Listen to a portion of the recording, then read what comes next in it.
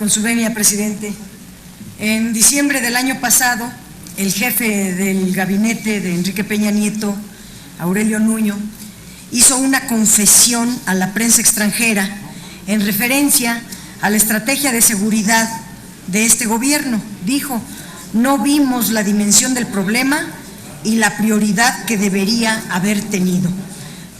Según vemos, no es el único tema importante de la agenda nacional en el que el gobierno no vio la importancia que tienen algunos temas. En este caso, el tema de la educación. Se les hizo fácil culpar a los maestros del desastre educativo, meter a la cárcel a su líder, aunque fuera su aliada, someter a su sindicato y anunciar una reforma educativa que les diera puntos en las encuestas. Hasta ahora, en lo único que han cumplido y a medias es en meter a prisión hospitalaria a Elbester Gordillo, aunque al parecer pronto estará libre. De lo demás, nada. La pretendida reforma educativa se redujo a una reforma laboral bis que ni siquiera se ha podido echar a andar. Emilio Chaifet volvió a escena pública después de que en el periodo electoral había desaparecido y regresó como si nunca la hubiera abandonado la plaza, como si no se hubiera ido de la Secretaría de Educación Pública, y dicen que siempre sí, dice él que siempre sí habrá, llueve o truene, la evaluación, que no hay otra alternativa, dijo Osorio Chong. Se evaluará a maestros y aquellos que resulten con promedios altos serán merecedores de estímulos económicos. Pregunto, ¿serán merecedores realmente de estímulos económicos? Eso es un decir, porque quien tiene la última palabra en este tema es la Secretaría de Hacienda. El documento donde se detalla el programa de estímulos que sustituye a la carrera magisterial, en el numeral 7,3, advierte que quienes hayan logrado los resultados requeridos en los procesos de evaluación y sean merecedores de incentivos y que por falta de presupuesto no la reciban, podrán volver a participar en el proceso de evaluación del año siguiente.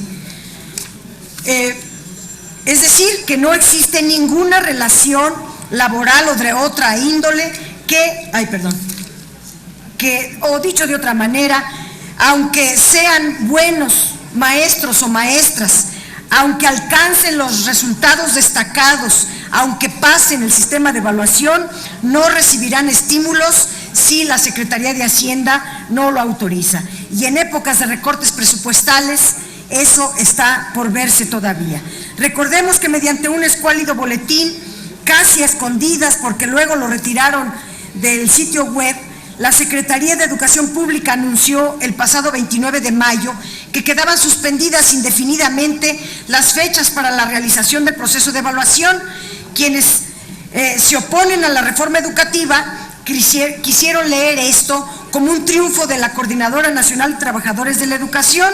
En esta lectura, el gobierno habría cedido a las presiones del magisterio disidente, pero equivocaron el camino de sus críticas. Fue el propio secretario de Educación quien suspendió la evaluación con fines electorales.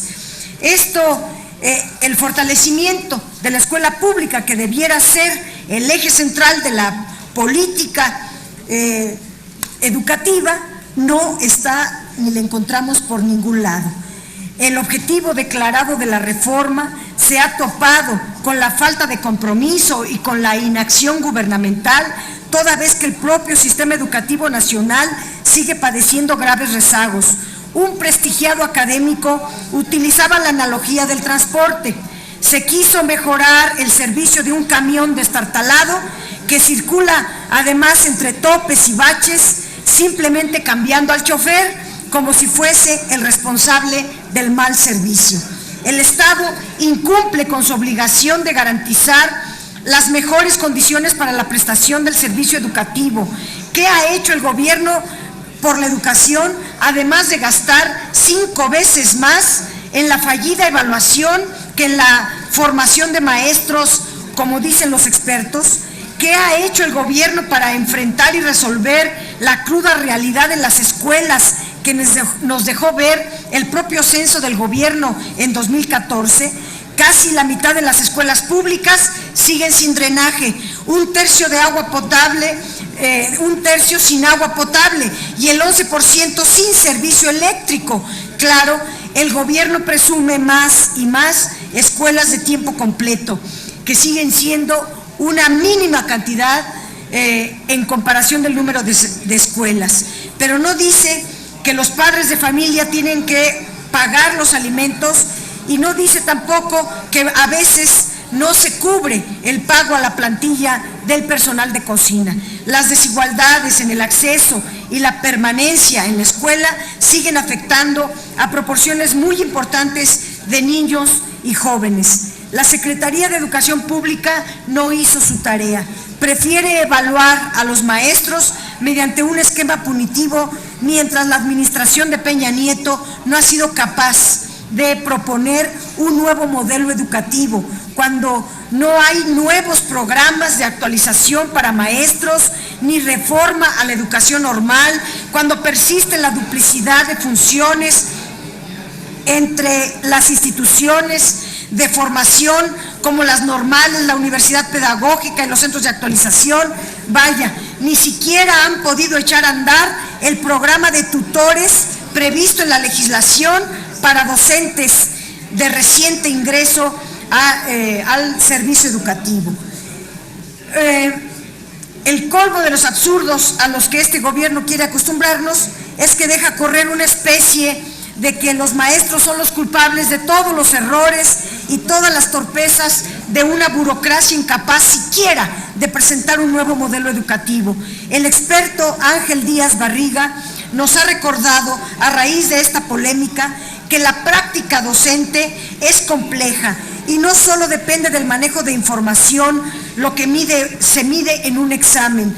Un docente toma muchas decisiones situacionales que no se pueden medir en un examen como el que se presenta. A la suspensión del proceso de evaluación se sumó un omiso silencio oficial que solo fue roto para proferir amenazas. En lugar de ello, la realidad debió llevar a la rectificación y abrir espacios a los expertos en evaluación. Este gobierno tal vez hubiera tenido un compromiso con la educación, debería hacer frente a uno nuevo, que conociéramos un nuevo, que condujera, como lo dice el experto Díaz Barriga, a una evaluación más compleja, más profunda, donde la escuela sea la unidad de evaluación y no los sujetos, y donde los planes de mejora del proyecto escolar tengan metas evaluables cada 3 años. Durante el debate de la reforma alertamos sobre estos hechos. El secretario de Educación, Emilio Choaifet, ha creado un verdadero clima de terror y de sinrazones en el sistema educativo nacional. Es por ello que debe de comparecer, debe de explicar las razones verdaderas de sus golpes de timón alocados y explicar por qué incumple la ley en forma reiterada, y debe explicar sobre todo qué ha hecho por la educación nacional, que no sea estigmatizar a los maestros. Es cuanto, muchas gracias.